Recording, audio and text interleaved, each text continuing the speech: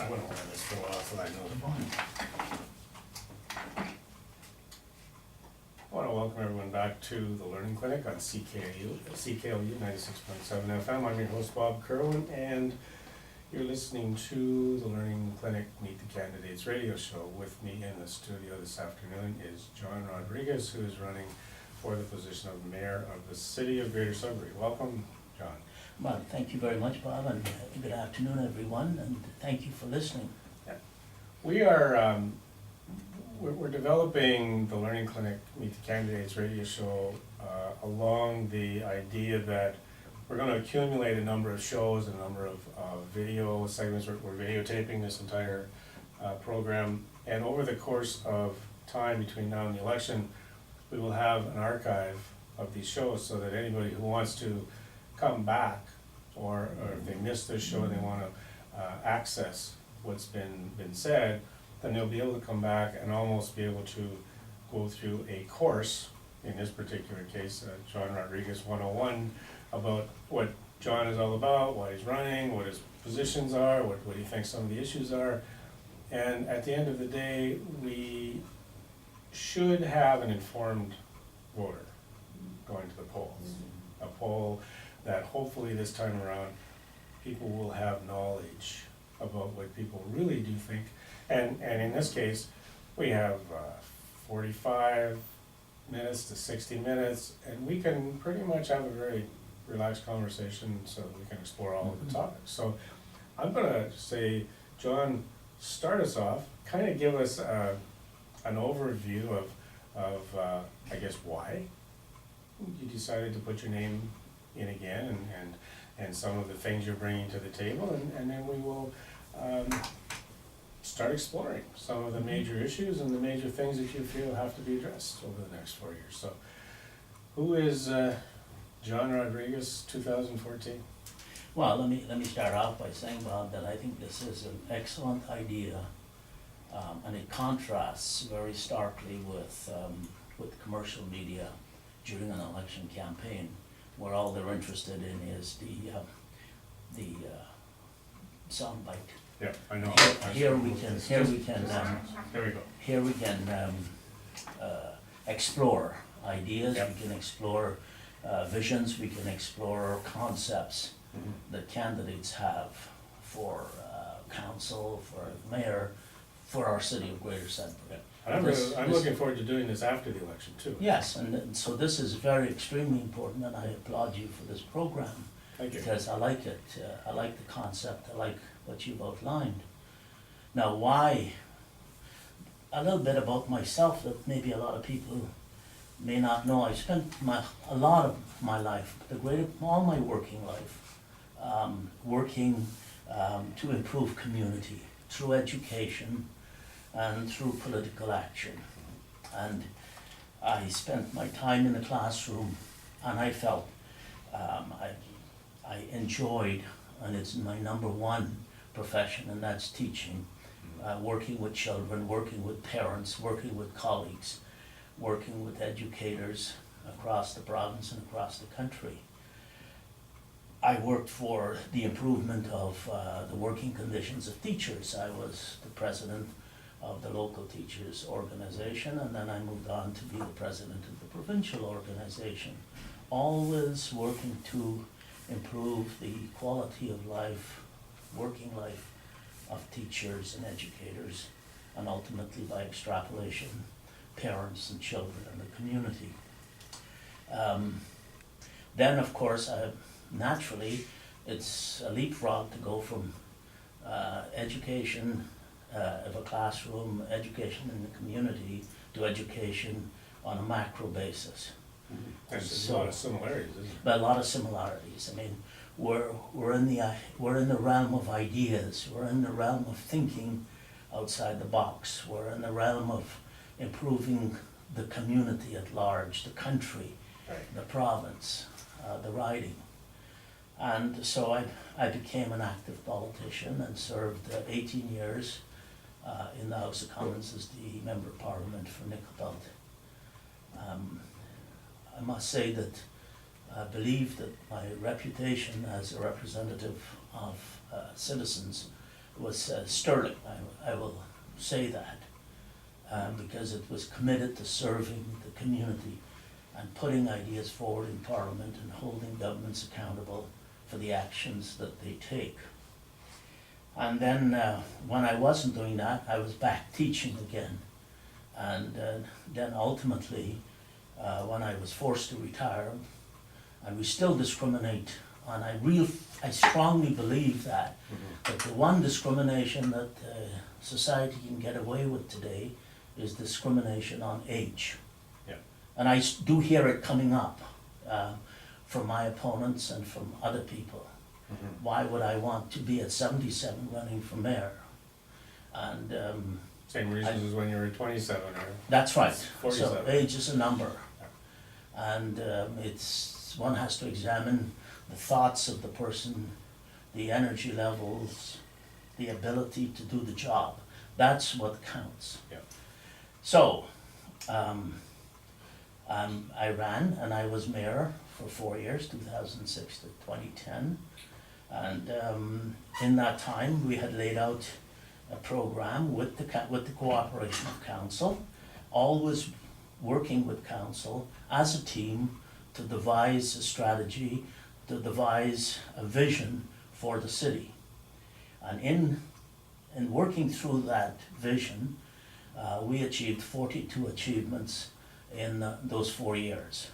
Those are matters of fact and of record.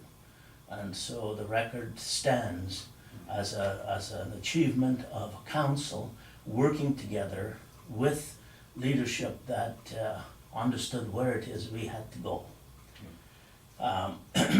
Some people typify that as I was a bus driver. Right. I want to think more that I was the conductor of an orchestra, where if everybody were reading from their score, then you have beautiful music heard So you combine the strengths of all the players, and it's a beautiful thing when it all works in synchronization. So then I was defeated in 2010, and the job I never got finished. There are several areas that had not been completed. I think the area of physical infrastructure, the area of recreational infrastructure, cultural infrastructure, extremely important. It's an economic driver. We didn't complete that vision. And of course, the whole question of increasing revenues to the city. Because it's my experience, and it is my opinion, that we cannot keep going to property owners and nailing them with 2.7% increases, 2.6% increases. That is not sustainable. Right. So we need to think outside the box to see where we can increase revenues. That's extremely important. Yeah. And I believe that there are identifiable sources and potential sources for revenues. So those, I think, are important. And when I went down and got nominated 3 weeks ago, I did outline briefly those positions. Yeah, and we've got that on our website as well. Yes.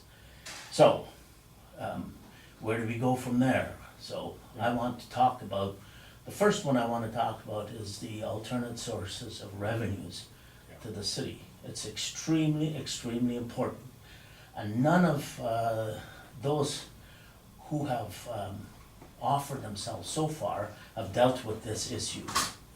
And I'm talking about mayoral candidates. I've not talked about alternate sources of revenues. I think one of the things when we deal with that, you've experienced at a different level of government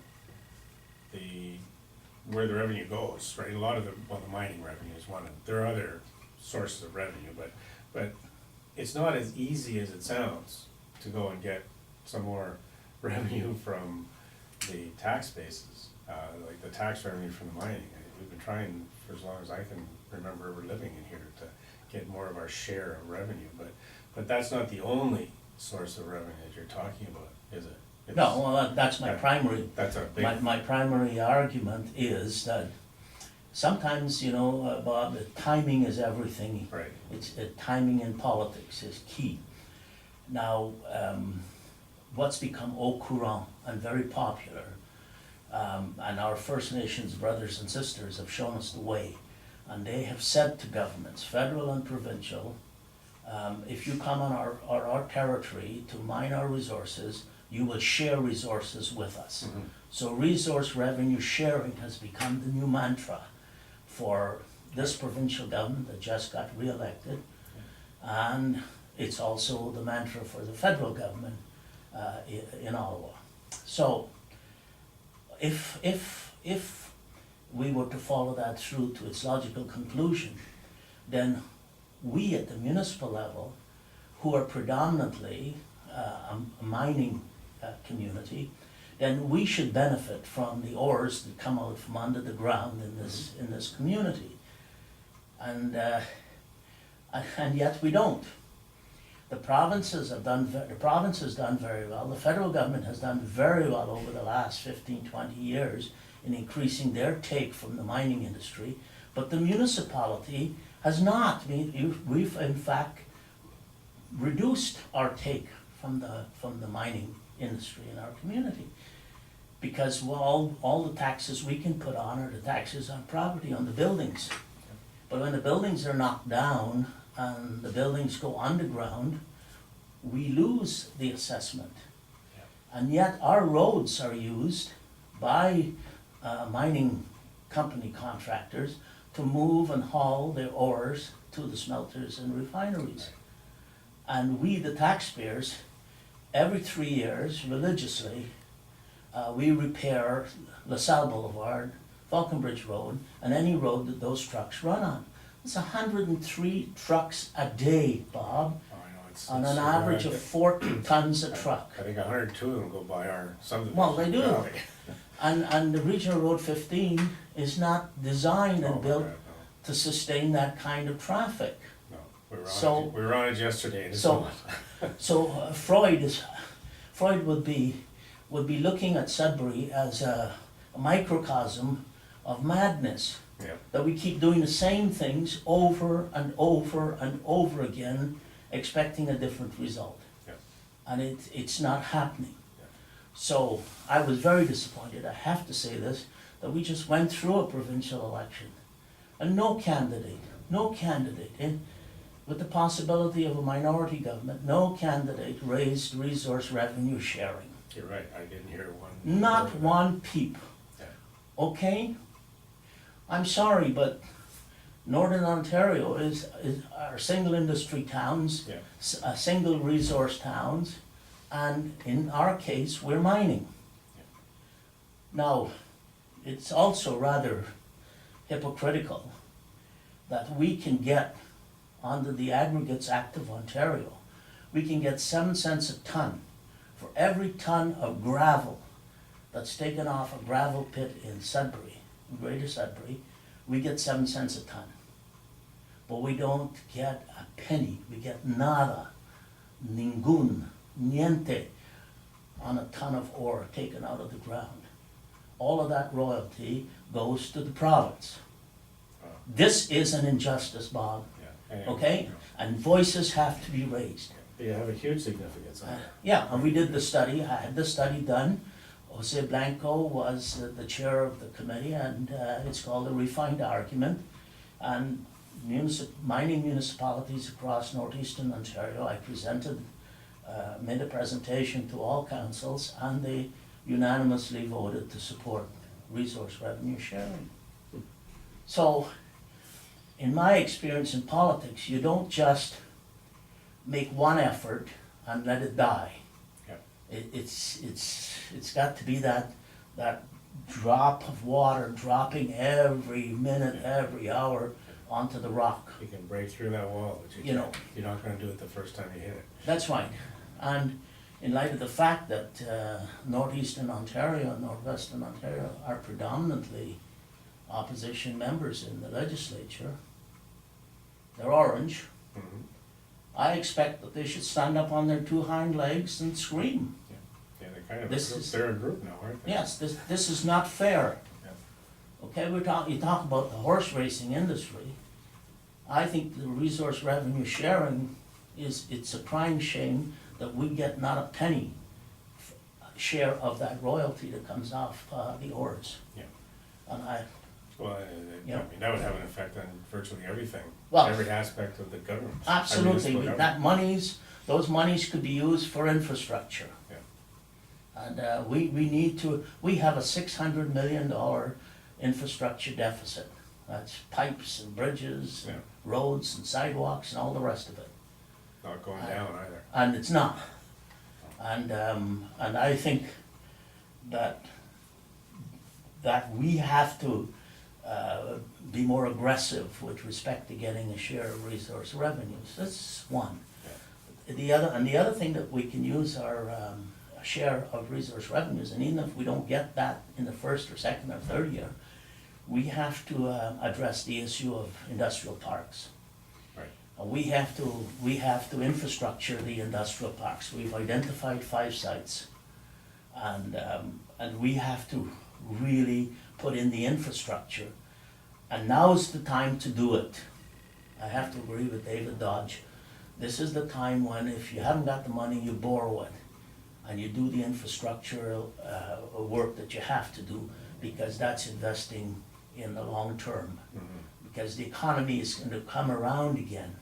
Yeah. And when it comes around, you have to be there. Gotta be ready for it. You don't start doing the infrastructure work when the economy is booming and industry is looking for opportunities. So, It's kind of like the way advertising works, right? The time to advertise is when your revenues are down. You don't wait until the revenues are up in order to start advertising again, or your revenues may never get up. So I like the idea, like, we Yeah. put the infrastructure in now, and you're ready for the boom, because it is gonna come back. absolutely. I mean, growth rate now is, I don't know, it's a sluggish 1.7%. It's going to come back. I mean, the American economy comes back, and the European economy comes back, China's economy comes back, and India's economy comes back, and there will be a demand.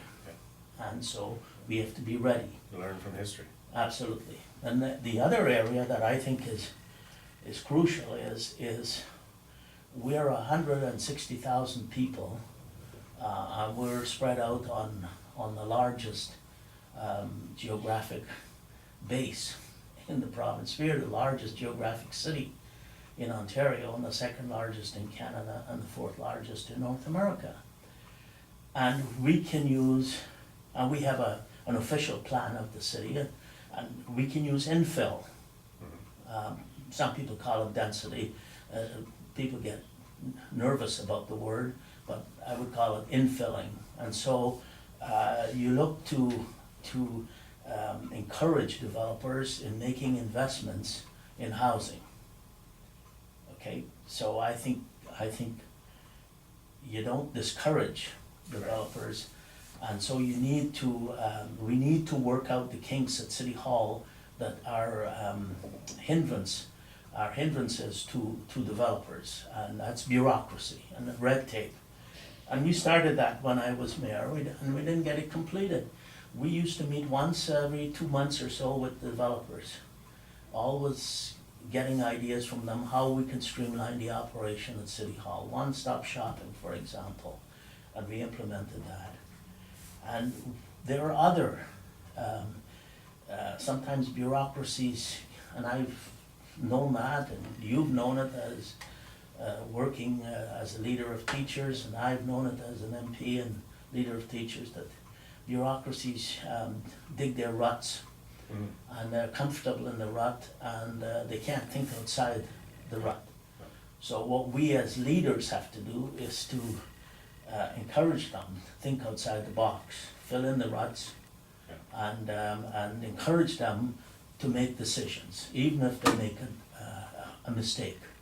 If you're not making mistakes, you're not making decisions.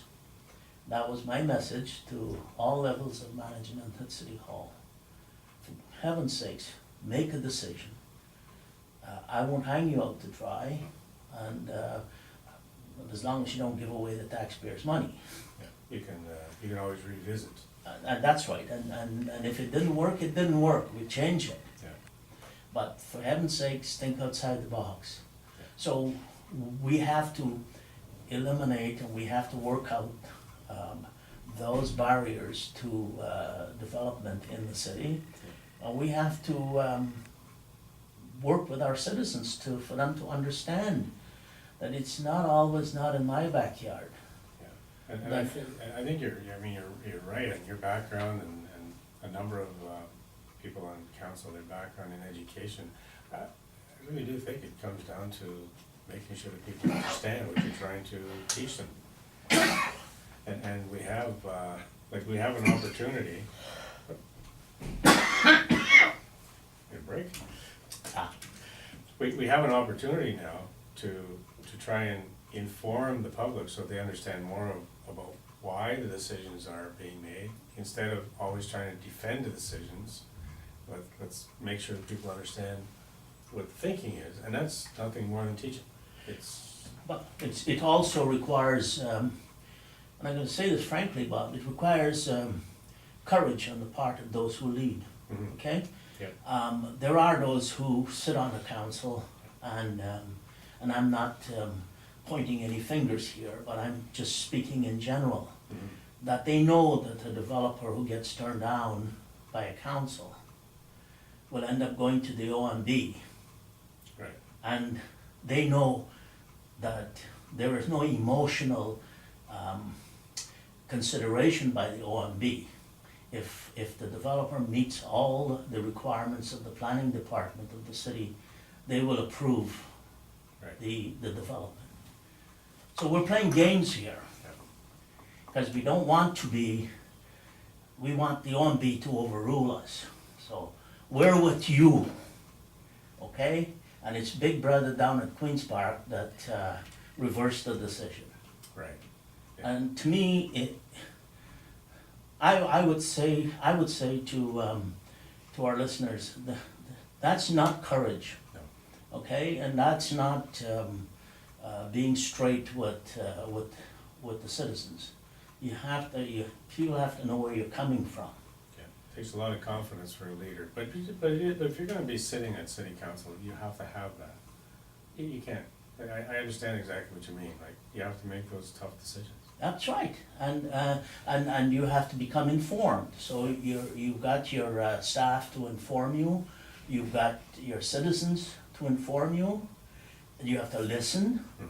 And if they've got a legitimate reason, and if there's a legitimate reason why development can't go, then you would vote against it. Yeah.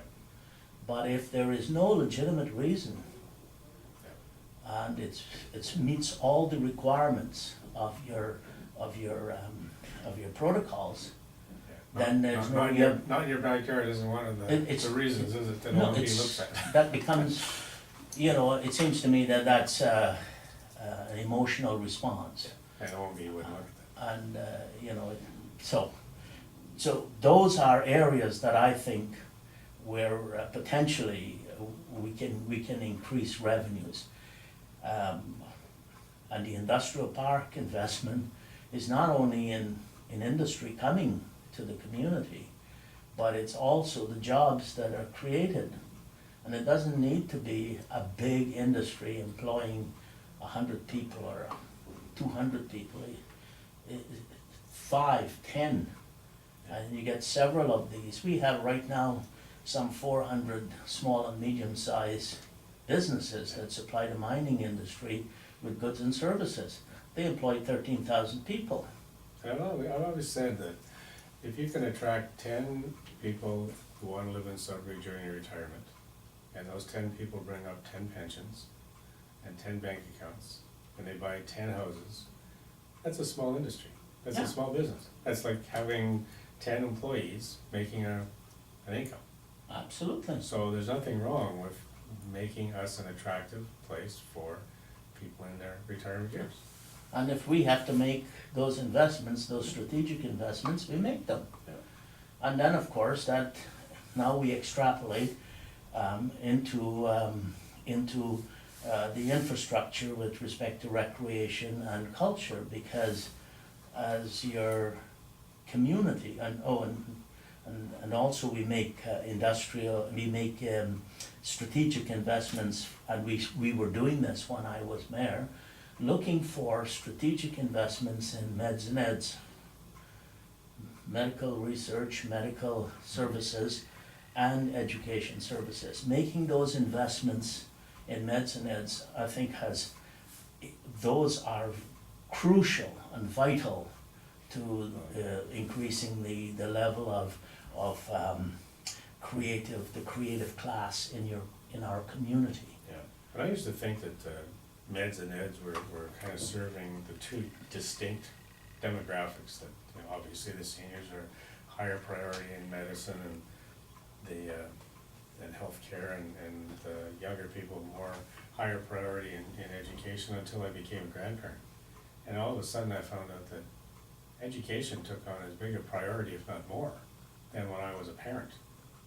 I am more involved and more attentive to the education of my grandparents and my grandchildren than I happen to be even as a teacher with my own children, because I was too busy raising them and going to hockey games and doing all the things that parents do.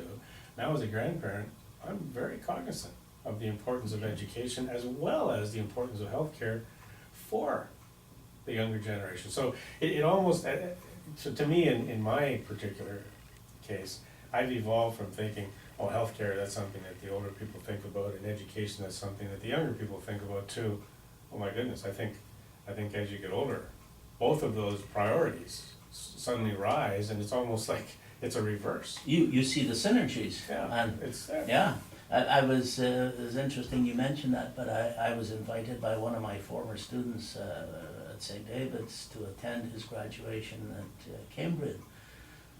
Turns out I had two others graduating as well.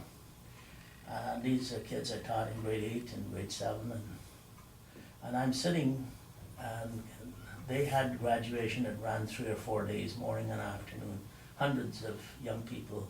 And I'm sitting there, I'm watching the young people go up and get their certificates and diplomas, and I saw, they committed for 3 or 2 years or a year, and they're getting this certificate. And I'm sitting and I'm thinking, will you be able to get a job in your field here in Sudbury, whatever that field was? Or will you be able to even get a job here, not even in your field? Or will you be able to get a job in any part of Canada? What are the, and then I went from that to the next question is, but I want to be, and I am a leader of the community. What can I do as mayor? What can I do as mayor? If I'm mayor, when I'm mayor, what can I do to increase the opportunities for as many of these young people to actually get a job and participate in building the City of Greater Sudbury? And I think you kind of hit the nail on the head there a little bit as to why some people put their name in to run for city council or for mayor.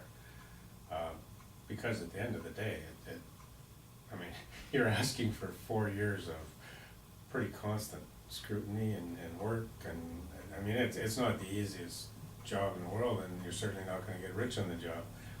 But I've reflected on my own reason, and I basically told people I don't think I'm running against anybody. I feel that after living in my community for so long and knowing what I know and all the experiences, that I have to ask that question, what can I do now to continue to make the valley grow? And when I say the valley grow, I say my responsibility is the valley, because I believe City of Greater Sudbury is a community of communities. And my responsibility would be to that segment, while knowing that nothing that is done to improve the valley should take away from any of the other segments. And it should all be moving toward the growth of the city. So it come a time in your life when you have to say, okay, what can I do? I think I can do something. I can't sit back. I have to come forward. Well, that is the excellent motivation for offering oneself as a candidate. I can't think of a better motivation.